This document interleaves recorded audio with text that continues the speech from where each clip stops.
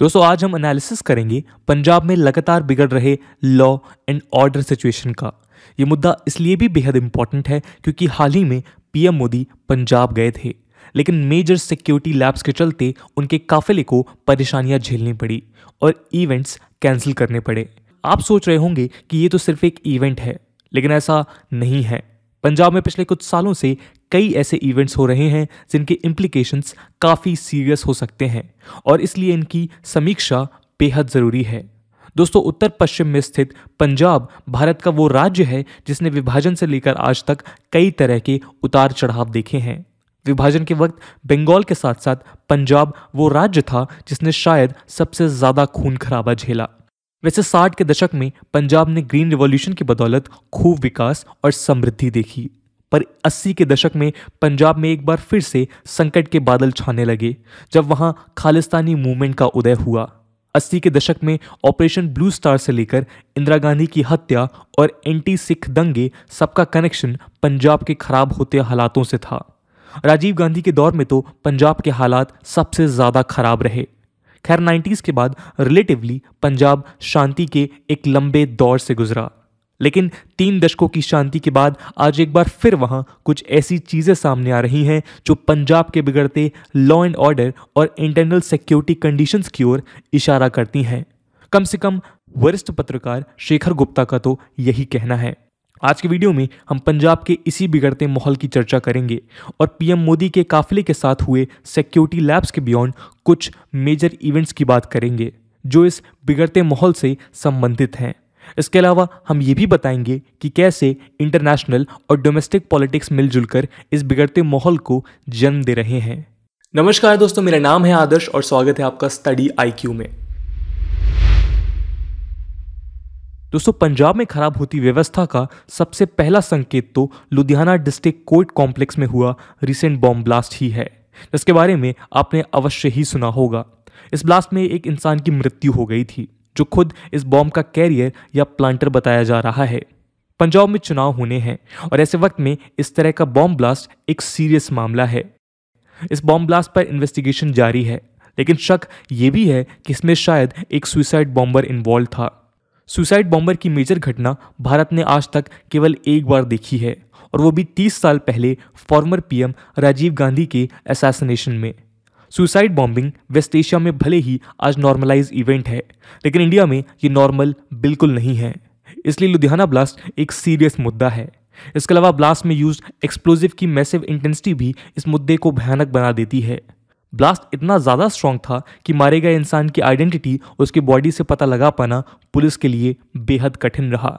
ये एक high grade explosion था जिसमें आरडीएक्स के इस्तेमाल होने की खबर है। पुलिस को शक है कि इस मात्रा में आरडीएक्स का सप्लाई बॉर्डर पार पाकिस्तान से ही हो सकता है, यानी कि इसमें आईएसआई और पाकिस्तान इन्वॉल्वमेंट की आशंकाएं भी हैं। खैर, पंजाब में बिगड़ता माहौल इस ब्लास्ट के बियॉन्ड और कई इवेंट्स में देखा जा सकता है। गोल्डन टेम्पल और कपूरथला के एक गुरुद्वारा में 2 लोगों को एलिजिडली लिंच या मारने के मामले सामने आए।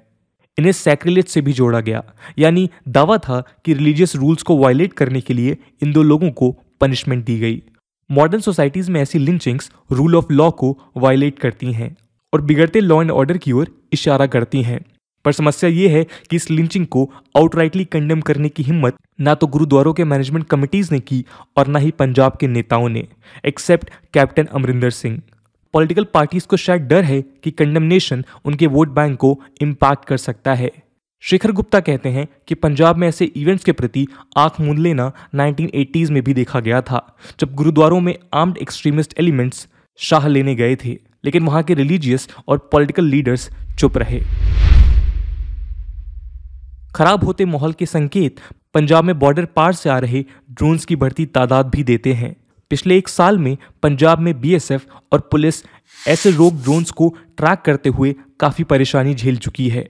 इन ड्रोन्स में पाकिस्तान से आरडीएक्स और आईईडीज कलरफुल टिफिन में आते रहे, जिन्हें टिफिन बॉम्ब्स की परिभाषा भी दी गई। इस बात का जिक्र कई बार former CM captain Amarinder Singh खुद भी कर चुके हैं।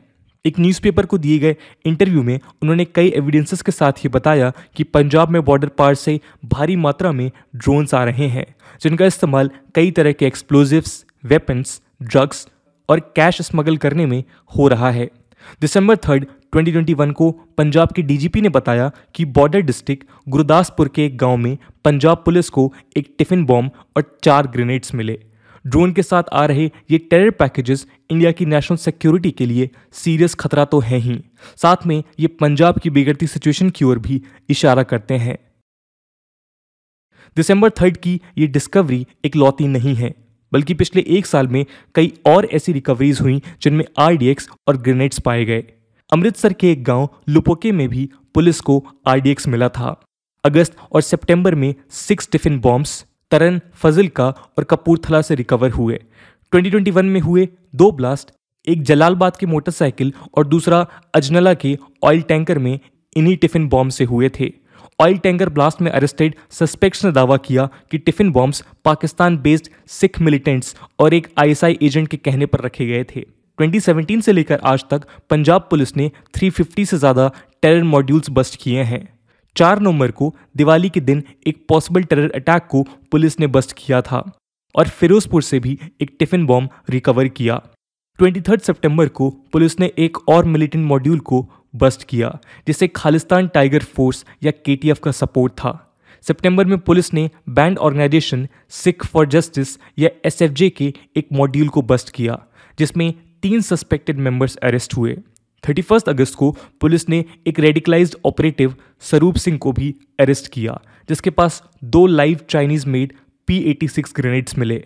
15 अगस्त को अमृतसर रूरल पुलिस ने 2 एक्यूज्ड को अरेस्ट किया जिनके पास 2 हैंड ग्रेनेड्स और कई वेपन्स मिले।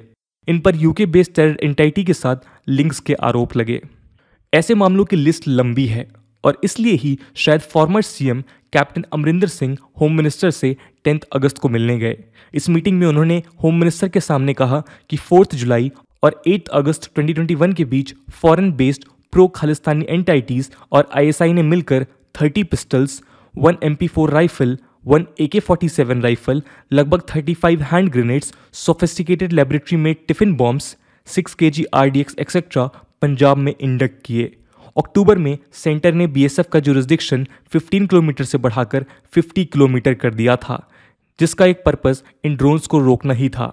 लुधियाना ब्लास्ट के बारे में कैप्टन अमरिंदर सिंह ने कहा कि वो कई दिनों से ऐसे इवेंट्स के खिलाफ वार्न कर रहे थे, लेकिन पंजाब में ऐसी गतिविधियों में बढ़त के कारण क्या है, चलिए देखते हैं।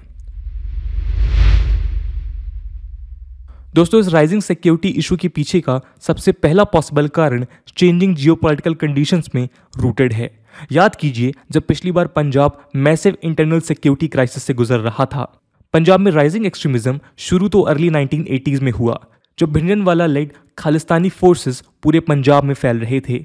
लेकिन इस क्राइसिस का पीक एक्चुअली में लेट 1980s में हुआ, जब इंटरनेशनल पॉलिटिक्स ऐतिहासिक बदलाव से गुजर रहा था। सोवियत यूनियन कमजोर हो रहा था और कोल्ड वॉर में अमेरिका अपनी विक्ट्री अनाउंस करने को तैयार था। इस कॉन्टेक्स्ट में कमजोर पड़ रहे सोवियत के लिए अफगानिस्तान पर कब्जा महंगा पड़ रहा था और इसलिए 1989 में सोवियत ने अफगानिस्तान से खुद को विदड्रॉ कर लिया और पाकिस्तान सपोर्टेड अफगान मुजाहिदीन वहां सबसे पावरफुल ग्रुप बनकर उभरा। होना क्या था, पाकिस्तान और ISI का कॉन्फिडेंस अपने चरम पर पहुंच गया और वो सोवियत जैसे सुपर पावर को मात देने के दावे करने लगे। अफगानिस्तान में पाकिस्तानी के फेवरेबल फोर्सेस का दबदबा हुआ, जिसका इम्पैक्ट भारत में भी हुआ। ये केवल इत्तेफाक नहीं है कि इसी दौर में पंजाब में खालिस्तानी फोर्सेस अपने चरम पर रहीं, जिसमें ISI और पाकिस्तान का रोल अहम था। ऐसी सिचुएशन आज अफगानिस्तान से अमेरिकन विड्रॉल के बाद भी जन्मी है, जहां तालिबान पावर में है। ISI supported Haqqani network Taliban के अंदर एक पावरफुल ग्रुप है जिसका एंटी इंडिया स्टैंड जग जाहिर है। ऐसे में एक्सपर्ट्स पंजाब की करंट इंटरनल सिक्योरिटी प्रॉब्लम के तार अफगानिस्तान में तालिबान के राइज के साथ भी जोड़ रहे हैं। लेकिन सिर्फ जियोपॉलिटिकल चर्निंग और अफगानिस्तान क्राइसिस ही पंजाब की बढ़ती प्रॉब्लम्स को एक्सप्लेन नहीं करता। वरिष्ठ पत्रकार शेखर गुप्ता पंजाब के करंट इंटरनल सिक्योरिटी चैलेंजेस को वहां की डोमेस्टिक पॉलिटिकल सिचुएशन के साथ भी जोड़ते हैं। चलिए देखते हैं कैसे। शेखर गुप्ता पंजाब की हिस्ट्री का कंपैरेटिव एनालिसिस करते हुए दावा करते हैं कि भारत में अगर फेडरलिज्म और रीजनलिज्म की भावना किसी स्टेट में सबसे ज़्यादा स्ट्रांग है तो वो पंजाब है। वो पंजाब में रीजनलिज्म की भावना को तमिलनाडु और नॉर्थ ईस्ट स्टेट से भी ज़्यादा पावरफुल और स्ट्रांग बताते हैं। और कहते हैं कि इसके रूट्स मिडिवल इंडिया तक ट्रेस किए जा सकते हैं। वो कहते हैं कि सिखिज्म के राइज के बाद से लगातार सिख गुरुओं और दिल्ली के बादशाहों के बीच कॉन्फ्लिक्ट्स रहे। इसने पंजाब में एक माइंडसेट को जन्म दिया जो उसके दिल्ली के साथ रिश्तों को अनकंफर्टेबल बनाता है। शेखर गुप्ता कहते हैं कि ये माइंडसेट तब और ज़्यादा स्ट्रांग हो जाता है जब दिल्ली यानी सेंट्रल गवर्नमेंट में एक पावरफुल सरकार हो और पंजाब में एक कमज़ोर सरकार। वो इस लिंक को 1980s के साथ भी कंपेयर करते हैं और कहते हैं कि तब भी ऐसा ही हुआ था। इंदिरा गांधी और राजीव गांधी की प्राइम मिनिस्टरशिप में दिल्ली ने दो बेहद ताकतवर सरकारें देखीं, लेकिन पंजाब में इंदिरा गांधी के दौर में दरबारा सिंह की सरकार रही जो बेहद कमज़ोर मानी जाती है। बाद में राजीव गांधी के दौर में भी पंजाब ने कई प्रेसिडेंट्स रूल झेले और सुरजीत सिंह बरनाला जैसे सीएम्स की राजनीति में पकड़ उतनी स्ट्रांग नहीं थी। शेखर कहते हैं कि जब वीक गवर्नमेंट होती है तो इस बात के चांसेस तो बढ़ ही जाते हैं कि लॉ एंड ऑर्डर की सिचुएशन खराब हो सकती है। लेकिन सेंटर में स्ट्रांग गवर्नमेंट का क्राइसिस के साथ क्या कनेक्शन है? कनेक्शन ये है कि जब भी दिल्ली में एक पावरफुल सरकार आती है, स्पेशली वो जिससे पंजाबी पॉपुलेशन ने वोट ना दिया हो, तो पंजाबी पॉपुलेशन में एक डिस्कम्फर्ट देखा जा सकता है। आज की सिचुएशन को वो एक weak state strong centre combination के लेंस से ही देखते हैं और कहते हैं कि यूनियन गवर्नमेंट में बीजेपी की स्ट्रांग सरकार है, लेकिन पंजाब में बीजेपी को 2014 में केवल 1 और 2019 में 3 सीट्स ही मिली थीं। ये दिखाता है कि बीजेपी का बेस पंजाब में वीक है और ये ऐसे में एक फेडरलिस्ट पंजाबी जनता के लिए दिल्ली के हुक्मरान अनकंफर्टेबल हो जाते हैं। ये डिस्कम्फर्ट फार्मर्स प्रोटेस्ट के बाद शायद और बढ़ गया। शेखर गुप्ता ये भी मानते हैं कि पंजाब की स्टेट गवर्नमेंट आज काफ़ी कमज़ोर स्थिति में है। वो कहते हैं कि अमरिंदर सिंह की गवर्नमेंट भी कमज़ोर थी, लेकिन छन्नी गवर्नमेंट शायद कांग्रेस चीफ नवजोत सिंह सिद्धू के साथ चल रहे इंटरनल पावर स्ट्रगल के चलते और भी ज़्यादा कमज़ोर है। ऊपर से अमरिंदर सिंह जैसे वेटरन लीडर भी पार्टी छोड़ चुके हैं। इसके अलावा पंजाब में अकाली दल इंडियन नेशनल कांग्रेस के सामने एक विकल्प हुआ करती थी, लेकिन शेखर गुप्ता के हिसाब से अकाली दल आज शायद सबसे कमज़ोर पार्टी है। इस लैक ऑफ ऑल्टरनेटिव ने जिस तरह का पॉलिटिकल वैक्यूम क्रिएट किया है, उसके चलते पंजाब एक फर्टाइल ग्राउंड है for all sorts of trouble. Germany से लेकर अफगानिस्तान तक इतिहास हमेशा हमें ये बताता रहा है कि कैसे पॉलिटिकल वैक्यूम और lack of alternatives radical elements को जन्म देते हैं। भले ही पंजाब की सिचुएशन फिलहाल 80 के दशक जितनी खराब नहीं है, लेकिन आने वाले वक्त में अगर मेन स्ट्रीम पॉलिटिकल ऑल्टरनेटिव लोगों को नहीं मिलता तो शायद सिचुएशन बद से बदतर हो जाएगी। ऐसे में हमारी नज़र पंजाब में होने वाले चुनाव और उसके नतीजों पर ज़रूर रहेगी, जो पंजाब के फ्यूचर को रेडिकली शेप करने की ताकत रखते हैं। तो दोस्तों, ये था एक एनालिसिस पंजाब की इंटरनल कंडीशन का। इस पूरे मुद्दे को लेकर आपका क्या ओपिनियन है, कमेंट सेक्शन में ज़रूर बताइएगा। आज के वीडियो के लिए इतना ही। आई होप आपको वीडियो पसंद आई होगी, और अगर पसंद आई है तो अपने दोस्तों के साथ शेयर करना मत भूलिएगा। हम मिलते हैं अगले वीडियो में, तब तक के लिए जय हिंद, जय भारत।